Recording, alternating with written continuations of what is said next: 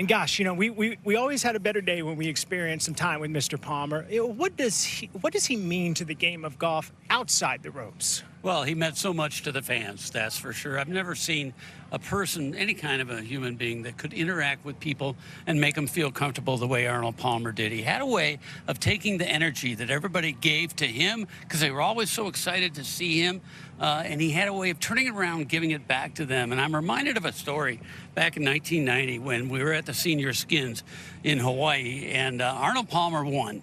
He won Senior Skins. It was kind of an upset, beat Nicholas, Player, and Trevino. And he and I were scheduled to do an outing the next day over on Lanai. And that Sunday night, we were scheduled to be on the island at 5 o'clock and have a dinner with all of the guests, about 300 of them.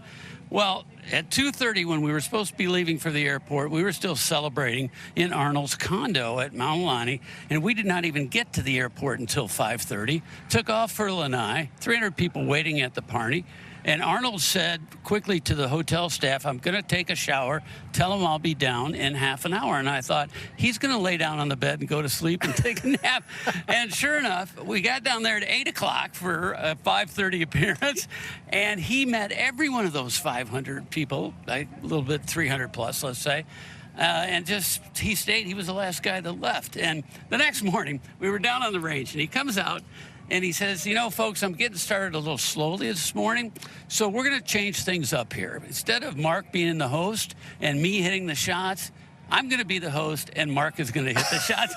And that was probably the single most nervous I have ever been. The king and his jester, is that what you're saying? Yes, it didn't last too long, believe me. I know you've had some incredible experiences. You just mentioned one of them, but is there one that stands out that is remarkably memorable for you?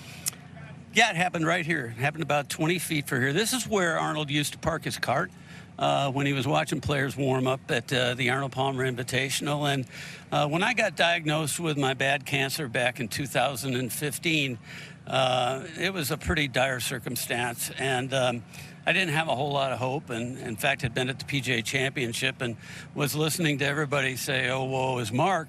And when I got back to Hawaii after the surgery to take out the tumor, there was a letter there waiting for me from Arnold Palmer. And I've never really shared it with anybody, but it was just an incredible, motivating piece of material for him. There it is right there. And he basically said, you're going to be fine. Typical Arnold Palmer, you're going to be just fine. So fast forward a little bit, and, you know, within 3 months, I had basically been given the all clear on the cancer. And I started working again in January and came back to Bay Hill to this very spot right here for the 2016 API. And when I first got here, I came walking up this area right here. Arnold was in his cart as always, and he saw me coming. He was not in great health at that time, would actually pass on later that year, but he got out of the cart, came over and gave me a big hug, and said to me, he kind of grabbed me by the cheek and said, I was really worried about you.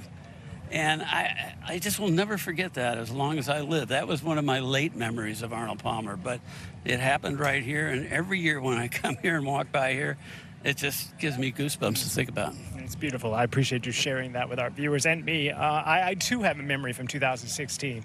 So my daughter, Addison, was born. First off, I live in Central Florida. I've been here for 25 years, so I feel his presence still, and I felt it, obviously, when he was alive. 2016, my daughter was born at Winnie Palmer Hospital for Women and Babies. She was born on February the 12th in 2016. And I took some time away to be with my new daughter and my wife, and I came back to work at the Arnold Palmer Invitational. And we brought our daughter, my wife and I, out because she hadn't been out of the house. So we brought her here to Bay Hill on a Tuesday. And just on a whim, I took my daughter, her name is Addison, to Mr. Palmer's office. I asked his assistant, is he available by chance? And she said, absolutely. I walked up to his office, said hi to Mr. Palmer with my daughter in his hands. He immediately grabbed Addison, put her in his giant hands, rocked her, spent a few moments there with her. And as you can see, that is a picture that will last a lifetime for me and for Addison. Such a beautiful moment. And yes, we did lose Mr. Palmer later that year, but that, you know, what a what a special time for me. And I want to also point out, yes, he's done so much for the fans, but for here in Central Florida, the Arnold Palmer's Children's Hospital, the Winnie Palmer Hospital for Women and Babies, to bring so much light into the darkness of those families who have sick kids.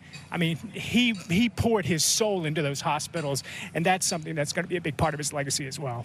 Yeah, for sure. I think about him every day. I don't think a day goes by where I don't think about him, and especially when we're standing right here, I can still feel his presence, that's for sure. Absolutely, and whether you spent time with him or you just watched him playing golf, he definitely was inspiring, George. Todd, I echo those sentiments 100%. And if you were fortunate enough to spend some time with the man, it seemed like he'd make you feel like the most special person in the room. And everyone seems to have walked away from a memory and a moment that they got to spend with the man whose legacy lives on, not just in professional golf, but especially this week with the Arnold Palmer Invitational at Bay Hill.